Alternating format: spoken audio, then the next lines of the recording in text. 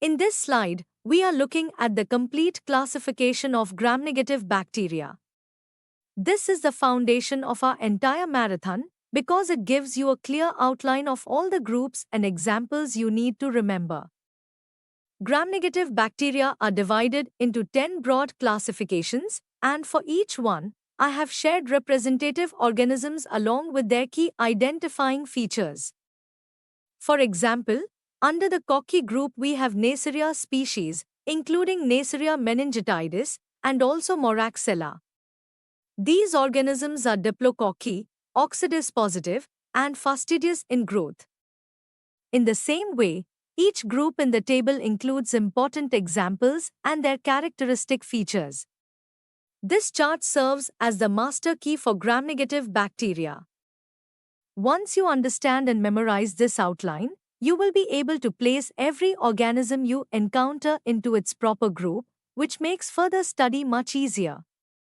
So study this page carefully, as it is the backbone of our entire gram-negative marathon.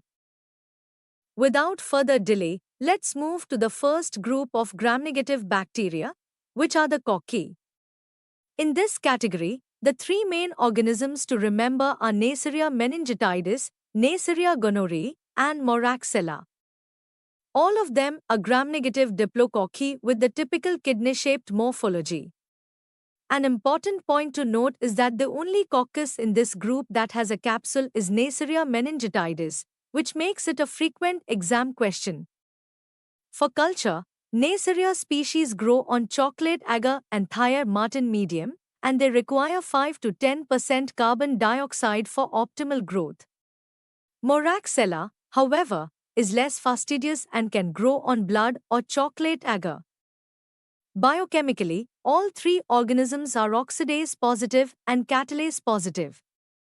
Both Neisseria meningitidis and Neisseria gonorrhoeae ferment glucose, but only meningitidis can ferment maltose. This simple differentiation is one of the most high-yield points. Neisseria meningitidis ferments maltose, while gonorrhoeae does not. In terms of virulence factors, Neisseria meningitidis possesses a polysaccharide capsule, IgA protease, endotoxin, and pili that undergo antigenic variation. It causes diseases such as meningitis, meningococcemia, and Waterhouse-Friderichsen syndrome. On the other hand, Neisseria gonorrhoeae is responsible for gonorrhea, pelvic inflammatory disease, epididymitis, and other localized infections. Moraxella is less significant but still clinically relevant in respiratory tract infections. Altogether, these three gram-negative Cocci are extremely important from both clinical and exam perspectives, so you should focus on the key differences and diagnostic features. Next, we are moving to one of the largest and most important groups of gram-negative bacteria, the Enterobacteriaceae, also known as enteric bacilli. This family is extremely significant because most of the clinically relevant gram-negative infections belong to this group.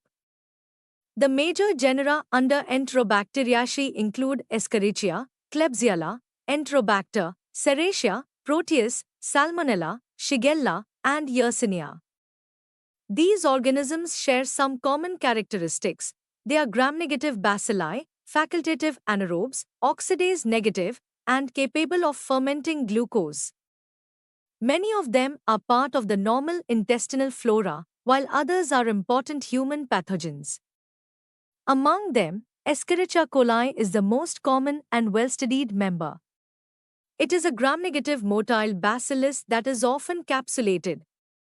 E. coli is generally sensitive to many antibiotics and is the most frequent cause of urinary tract infections, neonatal meningitis, and some forms of diarrhea. Next, we have Klebsiella species, which are large, plump, non-motile bacilli that are usually encapsulated and often multidrug resistant.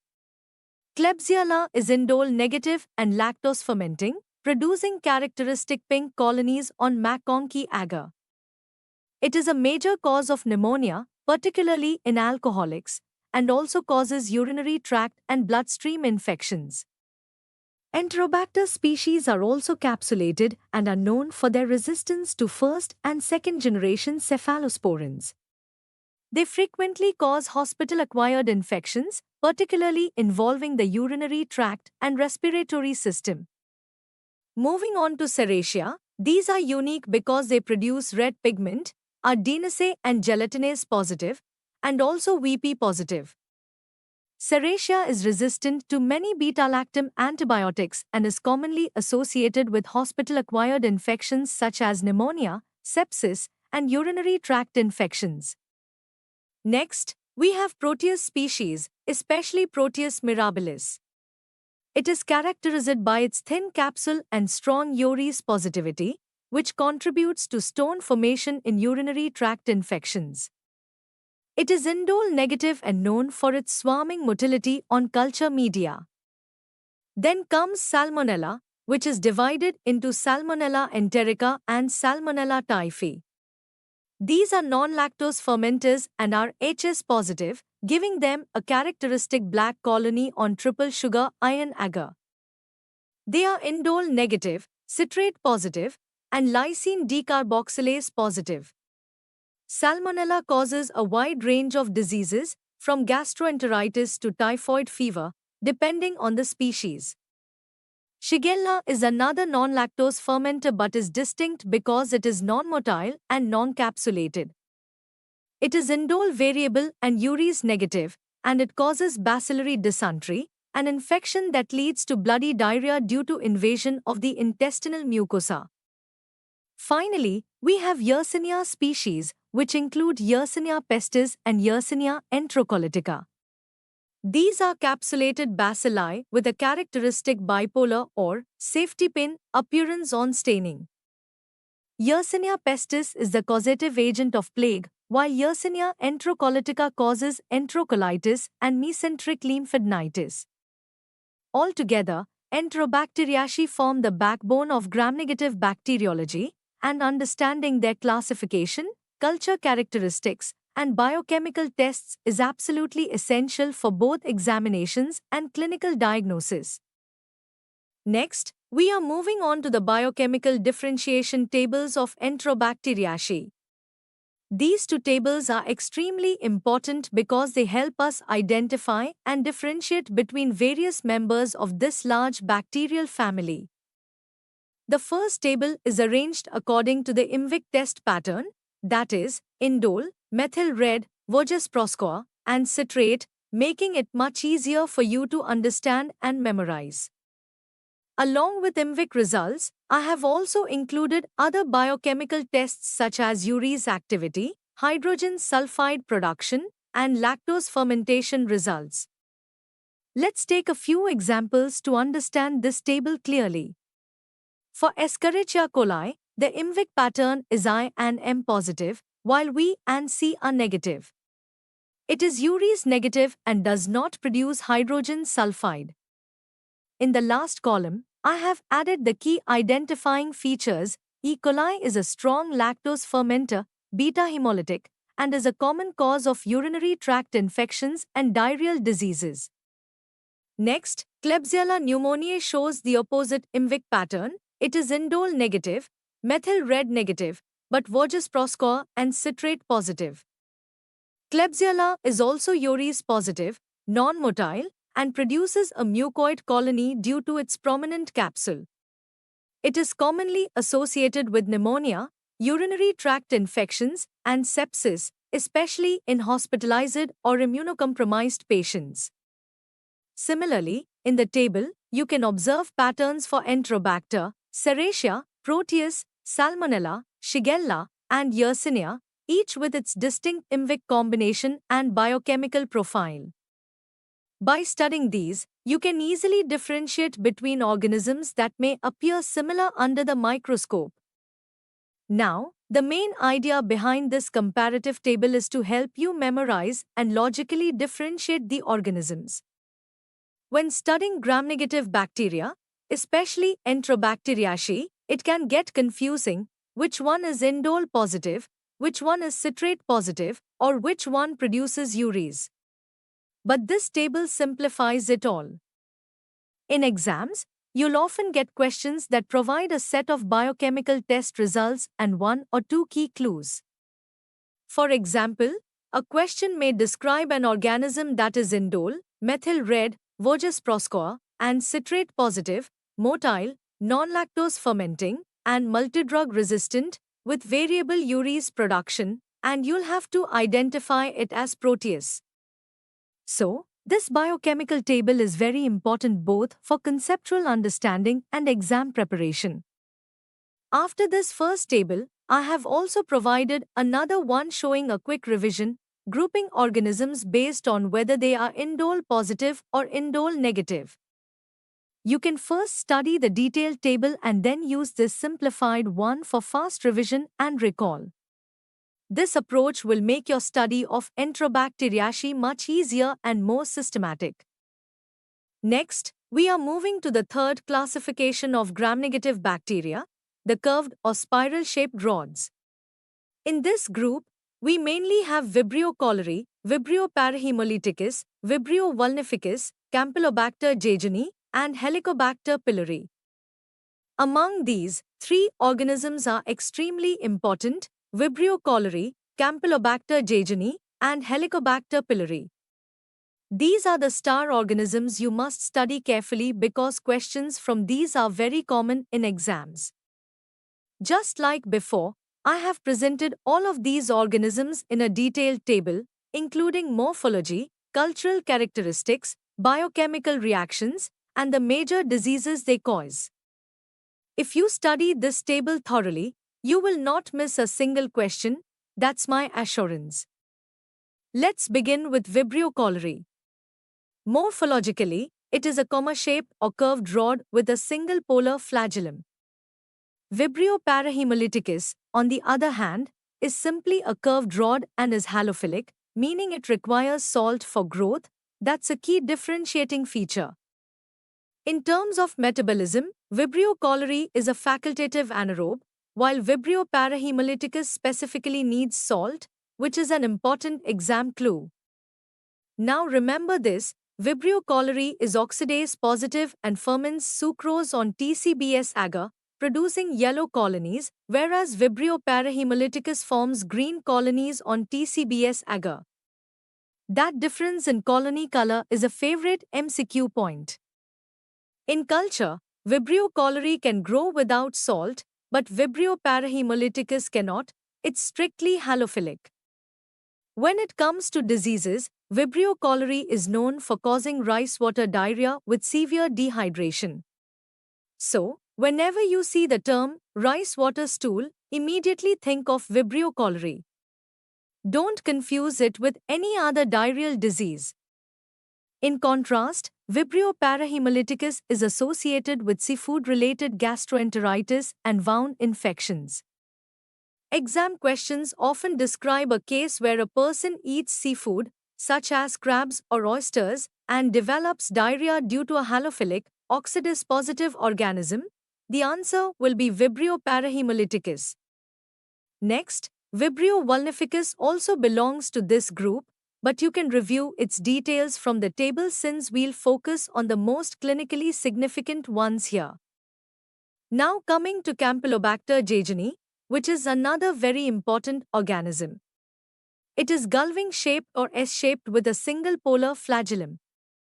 A very special feature to remember is that Campylobacter jejuni can grow at 42 degrees Celsius. This is unique and often asked in exams. It is a microaerophilic organism, meaning it requires reduced oxygen for growth, and it grows on Sciro or Campi agar. Clinically, Campylobacter jejuni is important because it causes enteritis and has a well-known association with Guillain-Barré syndrome.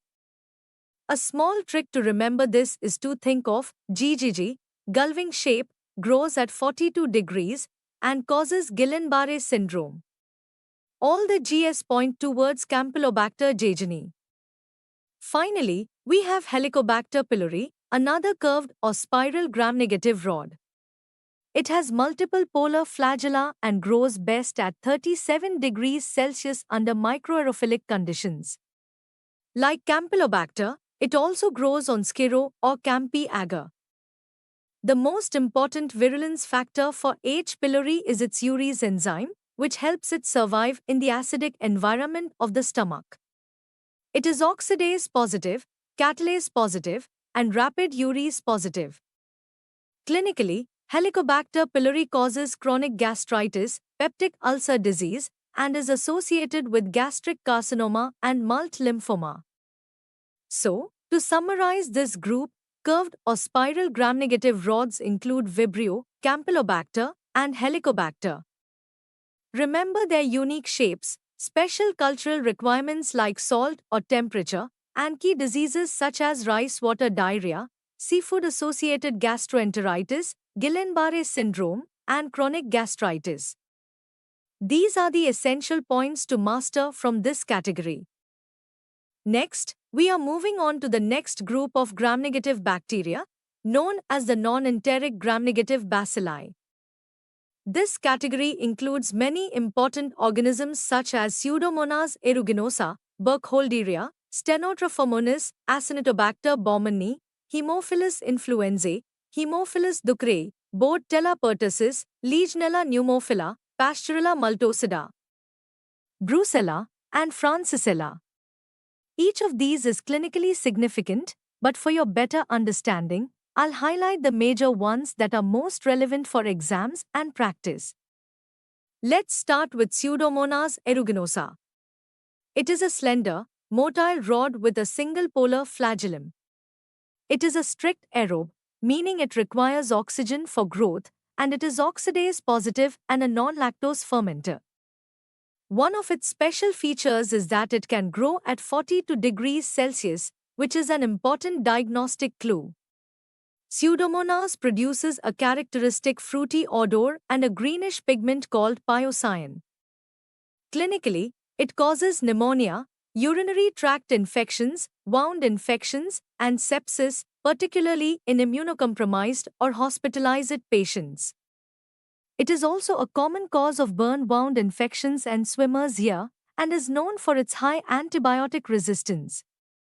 Next is Acinetobacter baumannii, another very important hospital-acquired pathogen. Morphologically, it is a plump coccobacillus that can appear like diplococci. It is oxidase negative and strictly aerobic, and it can survive on dry surfaces for a long time, making it a common cause of hospital outbreaks. Clinically, it causes ventilator-associated pneumonia, bloodstream infections, and wound infections. Because of its multidrug resistance, it is considered a major threat in intensive care units. Moving on to Haemophilus influenzae, which is an extremely important organism that we will study again in more detail later. It is a small, pleomorphic coccobacillus, and it is a facultative anaerobe. It grows on chocolate agar, requiring special growth factors, factor X, hamine, and factor V, NAD. This is a key feature to remember. It also shows a satellite phenomenon when grown near Staphylococcus aureus because staph provides the NAD factor needed for its growth. Haemophilus influenzae is oxidase positive and catalase positive. Clinically, it causes meningitis, otitis media, sinusitis, pneumonia, and epiglottitis, especially in unvaccinated children. Next is Bordetella pertussis, a tiny coccobacillus and a strict aerobe that causes whooping cough or pertussis. The organism attaches to respiratory epithelial cells using fimbriae and produces several toxins, including the pertussis toxin, which causes the characteristic paroxysmal cough. The culture media used is Bordet Gengu agar or Rigan low-medium, and diagnosis can also be made by PCR. Now we have Brucella and Francisella, both of which are zoonotic intracellular bacteria. Brucella causes undulant fever or brucellosis, which is transmitted through unpasteurized milk or contact with infected animals. It is an aerobic, non-motile, slow-growing organism. Francisella tularensis, on the other hand, causes tularemia or ulceroglandular disease. It is a weakly staining, non-motile, aerobic organism with a capsule that helps it survive intracellularly in macrophages. The key feature to remember for Francisella is that it causes ulceroglandular or pneumonic forms of tularemia. Together, these non-enteric gram-negative bacilli include several important opportunistic and zoonotic pathogens. Remember the key points: Pseudomonas grows at 42 degrees Celsius and is oxidase positive, Acinetobacter is oxidase negative and survives in dry conditions, Haemophilus requires X and V factors on chocolate agar, Bordetella causes whooping cough, Brucella causes undulant fever, and Francisella causes tularemia. These organisms are highly relevant both clinically and in examinations. Next, we are moving on to the fastidious respiratory pathogens. In this slide, I have provided a table containing all the major fastidious organisms that affect the respiratory system. Although we have already discussed some of them in the previous section, such as Haemophilus influenzae, this table helps you revise and differentiate them easily during your studies or quick reviews. These organisms are called fastidious because they require special growth factors or enriched media to grow in culture.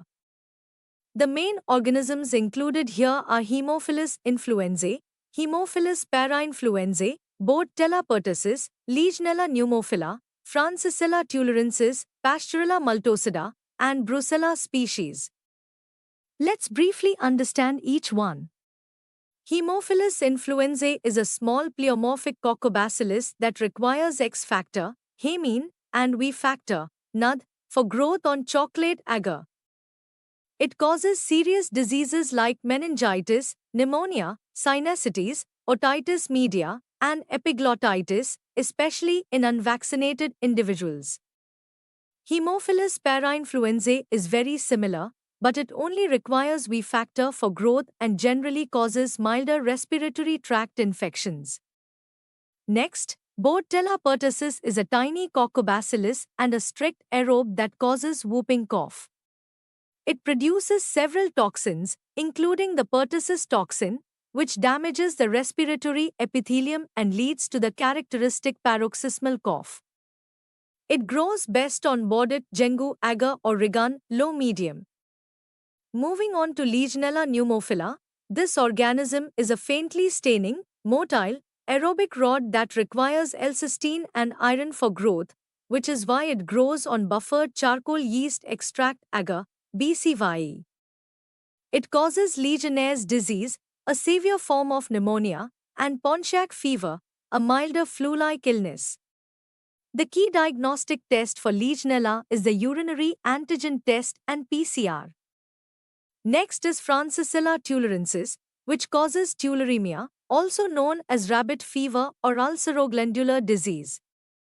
It is a very small, weakly staining, intracellular coccobacillus that is aerobic and non-motile.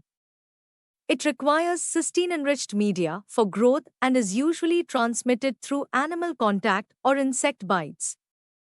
Then we have Pasteurella multocida, a small, gram-negative coccobacillus that is oxidase and catalase positive. It shows bipolar staining and is commonly associated with animal bites, particularly from cats and dogs, causing wound infections, cellulitis, and sometimes respiratory infections. Finally, Brucella species are small, non-motile, aerobic, intracellular coccobacilli that cause brucellosis or undulant fever.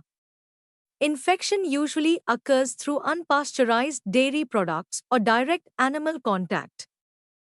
Brucella survives inside macrophages, making it difficult to eradicate and requiring long-term antibiotic treatment.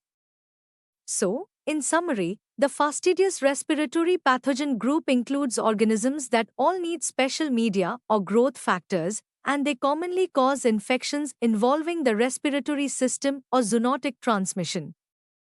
Remember, Haemophilus influenzae needs both X and V factors, Bordetella causes whooping cough, Legionella grows on BCYE agar, Francisella requires cysteine, Pasteurella follows animal bites, and Brucella is linked to unpasteurized milk. These key points will help you quickly identify and differentiate them during your exams or practical sessions. Next, we are going to discuss the zoonotic gram-negative bacilli. In this classification, the organisms are Brucella, Francisella, Pasteurella, Yersinia, Bartonella henselae, Bartonella quintana, Coxiella burnetii, Campylobacter jejuni, and Leptospira interrogans, which is actually a spirochete. We have already covered many of these organisms earlier in individual slides, but this table or classification will help you revise and remember them easily, especially during exams. Zoonotic organisms are those that are transmitted from animals to humans, so if you remember the animal associations, the whole topic becomes simple. Let's start with Brucella. When you think of Brucella, always remember undulant fever or brucellosis. It's a chronic infection transmitted mainly through unpasteurized milk or direct contact with infected animals. So, the key memory clue is Brucella equals undulant fever. Next is Francisella tularensis. The first thing that should come to your mind here is rabbits.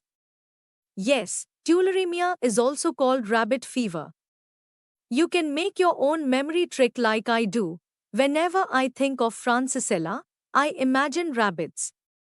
It helps you quickly recall the source and disease. Moving to Pasteurella multocida, this one is transmitted through dog or cat bites and causes cellulitis and septicemia. So, whenever you hear Pasteurella, just think of dogs and cats. Now, Yersinia species.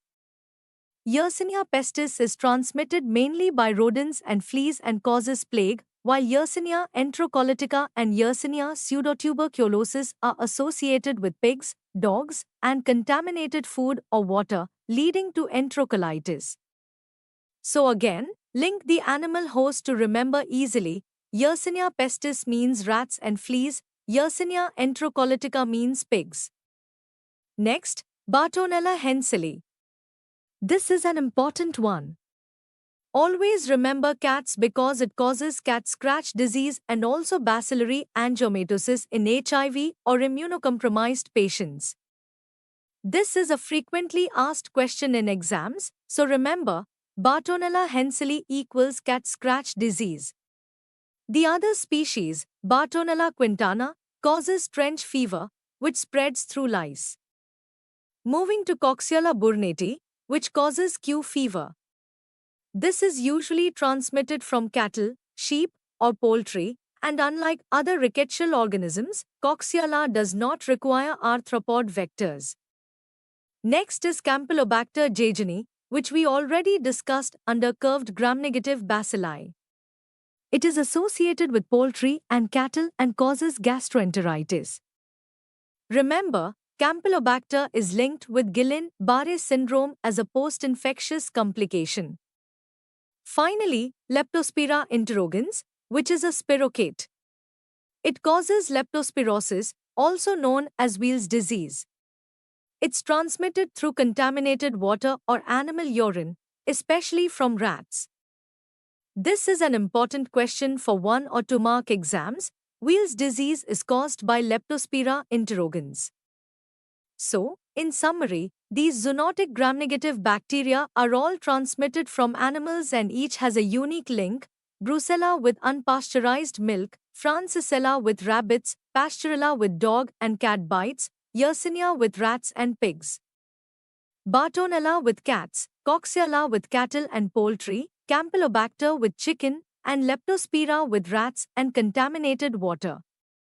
Remembering the animal association makes the whole classification easy and fun to recall. Next, we will cover the anaerobic gram-negative bacilli, a clinically important group that commonly causes polymicrobial infections and abscesses. The key organisms include the Bacteroides group, especially Bacteroides fragilis, Prevotella, for example P. melaninogenica, Porphyromonas gingivalis, Fusobacterium species, F. nucleatum and F. necrophorum, Veillonella parvula, Bilophila wadsworthia, and a few others. Of these, Bacteroides fragilis is the most common anaerobic pathogen encountered in clinical practice. It is part of the normal colonic and vaginal flora and is a leading cause of intra-abdominal abscesses and pelvic infections. Notable for frequent beta-lactamase production and reduced penicillin susceptibility, an important exam point. Fusobacterium necrophorum is classically associated with Lemierre's syndrome, a postanginal septic thrombophlebitis of the internal jugular vein with septic emboli, while F. nucleatum is commonly linked to periodontal disease, aspiration pneumonia, and other mixed oral origin infections. Prevotella and Porphyromonas are oral anaerobes, often black pigmented, that cause periodontal infections and head-neck abscesses, and many of these oral anaerobes also produce beta-lactamases. Veillonella species are gram-negative cocci found in the oral flora and sometimes implicated in mixed infections, and Bilophila wadsworthia and other less common gut anaerobes can contribute to intra-abdominal and pelvic infections. Overall, remember that these organisms are normal flora of the mouth, gut, and female genital tract, are frequently involved in abscesses and aspiration or intra-abdominal infections, and often show resistance to penicillin. Knowing these points will help you answer both clinical and exam questions effectively. Next, we will discuss the medically important spirochetes, a very high-yield group of organisms that you must study carefully. Spirochetes are thin, spiral-shaped bacteria with corkscrew motility, and the three major genera of medical importance are Treponema, Borrelia, and Leptospira. Among them, Treponema pallidum is the most well-known species, as it causes syphilis. It is a thin, tightly coiled spirochete showing characteristic corkscrew motility and cannot be cultured on artificial media. It is transmitted mainly through sexual contact, transplacentally, or during birth. Diagnosis is based on serologic tests like VDRL, RPR, FTABs, and TPHA, and under microscopy, it is best visualized using dark field microscopy. Next, Treponema pertinue is morphologically identical to T. pallidum but causes yaws, a non-venereal tropical infection, while Treponema endemicum causes Bejel, and Treponema caretium causes Pinta, all of which are non-sexually transmitted treponematosis. Moving to Borrelia, this genus contains larger, more loosely coiled spirochetes. The most important species is Borrelia burgdorferi, which causes Lyme disease, transmitted by tick bites, while Borrelia recurrentis causes relapsing fever, transmitted by the human body louse. Remember, Borrelia species are loosely coiled, in contrast to the tightly coiled Treponema. The diseases caused by Borrelia often present with recurring fever episodes due to antigenic variation of the organism. Finally, we have Leptospira, which are very thin, tightly coiled spirochetes with characteristic hooked ends that resemble question marks. Leptospira interrogans is the most important species, transmitted via urine of infected animals such as cattle, dogs, or rodents, often through contaminated water or soil. It causes leptospirosis or Weil's disease, which can lead to jaundice, renal failure, and hemorrhage. Diagnosis is made using dark field microscopy, MAT, ELISA, or PCR tests. In summary, remember, Treponema pallidum causes syphilis, Borrelia burgdorferi causes Lyme disease, Borrelia recurrentis causes relapsing fever, and Leptospira interrogans causes Weil's disease. These spirochetes are all important pathogens, so study them thoroughly, as they frequently appear in both exams and clinical discussions. Next, we have obligate intracellular bacteria, followed by cell wall deficient bacteria. These are the last two categories under gram-negative bacteria, so we are almost at the end. Don't get sleepy now, let's finish strong. Obligate intracellular bacteria are those that can survive and multiply only inside host cells, as they cannot produce their own ATP.